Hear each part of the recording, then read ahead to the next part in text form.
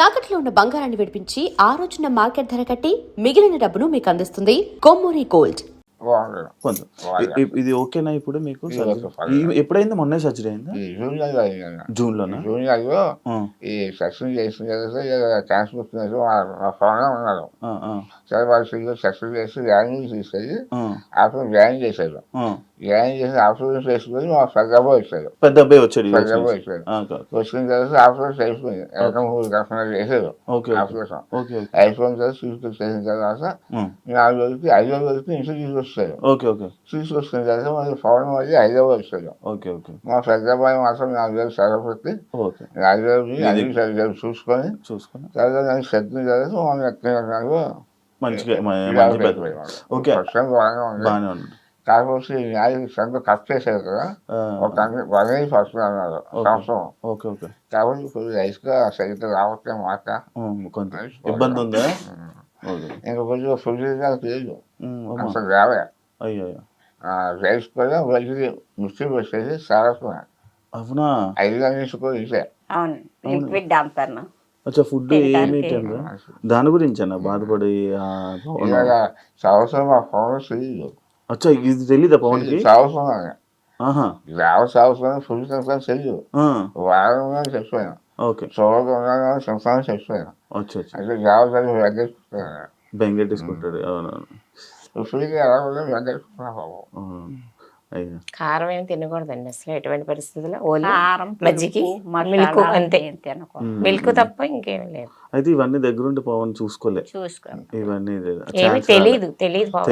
అసలు 5 రోజులు 6 వరకు దాకా ఉన్నాడు. వారానికి వచ్చేసి వాయిస్ చూస్తున్నా సరే నేను తగ్గిందాను సైన్ చెప్తాను.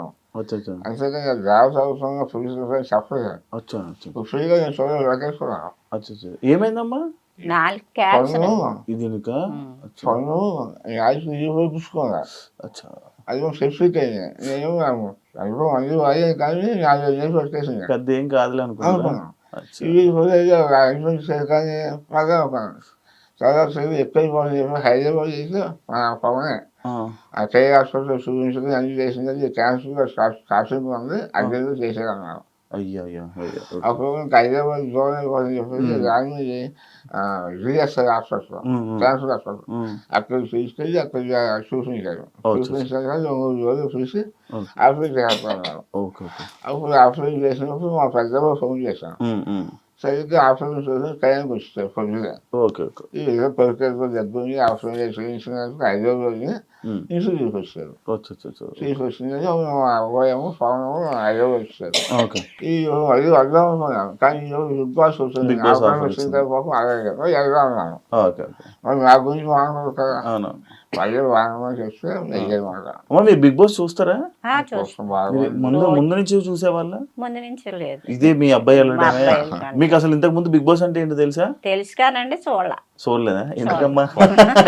కొంచెం చూసేవారు, అంత కాదు. బిగ్ బాస్ ఫస్ట్ స్టార్టింగ్ చూసాను, వాయిస్ చూసాను. ఏంటి గొడవలు ఇవన్నీ వదిలేసారా?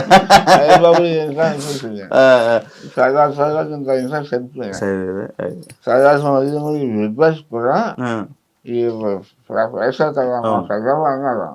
పవన్ ఫోన్ చేశాను, మరి బిగ్ బాస్ వెళ్తావా అంటే లేదు అన్నది ఇక తీసుకోవడం అన్నాను. అంటే సరే అడిగినప్పుడు అవకాశం వచ్చింది అక్కడ.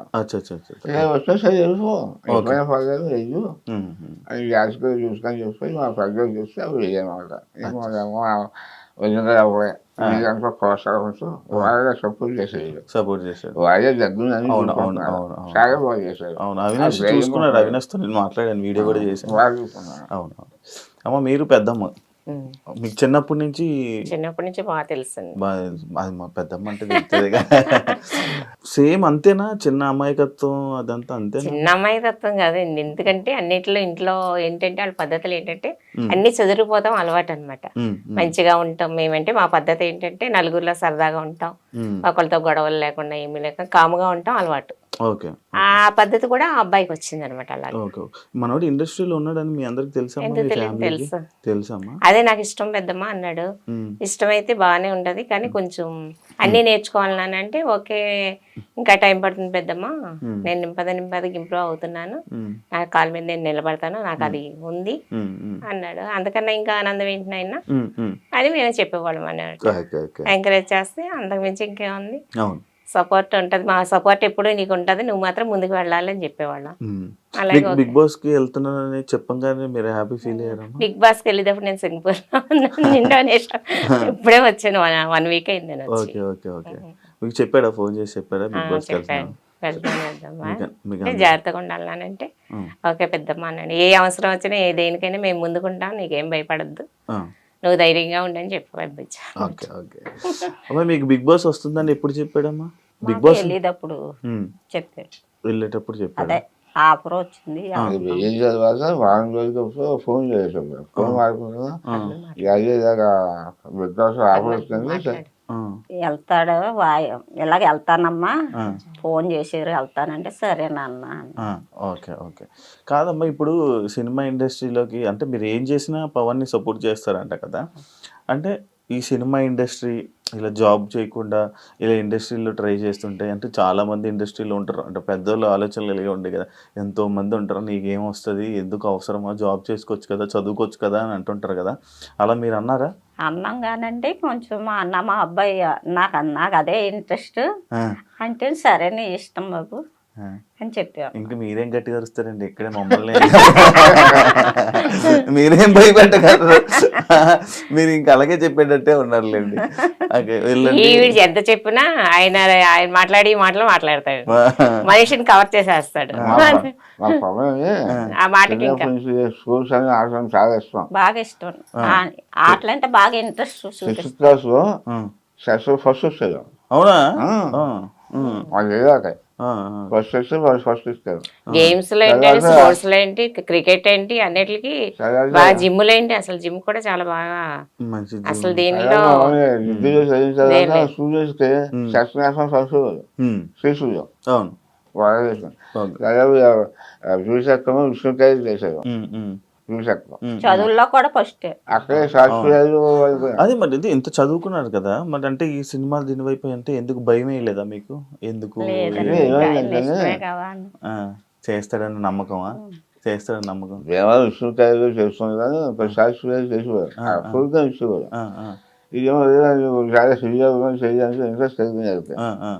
సరే వచ్చిన తర్వాత అయిపోయింది, వదిలే బాబు డబ్బు పైపు ఉండాలి, దానికి అదృష్టం ఉండాలి, సైఫర్గా సిరియాలు కొడుకు ఏమి రాగకపోతున్నారు, చిన్న అదృష్టం ఉండాలి, నేను 2 నిమిషాలు ట్రై చేస్తాను.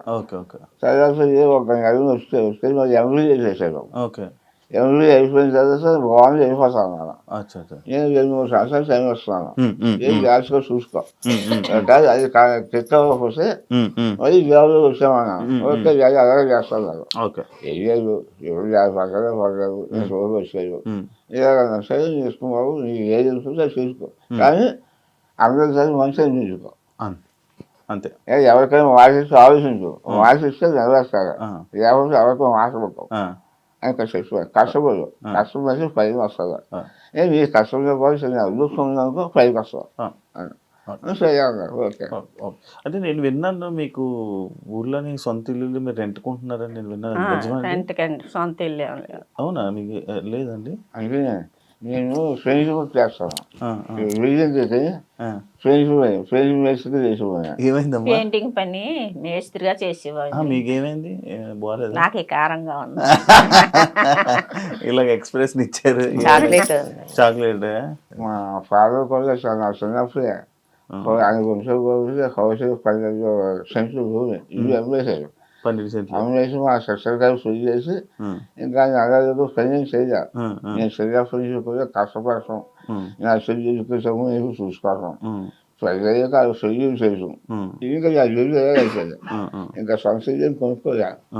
నా పిల్లలు కూడా అలాగే చెప్పారు, అదే మీ శాతం నాకు రూపాయలు సుమారు కష్టపడి చదువుకోండి, మంచి ఉద్యోగం చేసుకోండి, అదే మీ ఆశ. పెద్దోడు మాత్రం చాలా